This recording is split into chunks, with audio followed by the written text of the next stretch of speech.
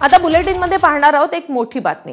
महाराष्ट्रामध्ये मराठा शक्तिशाली आहे, तसंच उत्तर प्रदेश आणि बिहारमध्ये ब्राह्मणांना महत्त्व असल्याचं वक्तव्य केंद्रीय मंत्री नितीन गडकरींनी केलंय।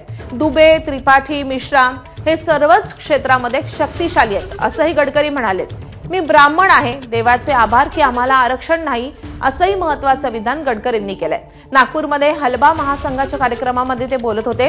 मी जातपात मानत नाही, माणूस हा जातीपातीने नाही तर कर्तृत्वाने मोठा होतो, त्या जोरावरच माणूस ओळखला जातो, असंही वक्तव्य गडकरींनी केलंय।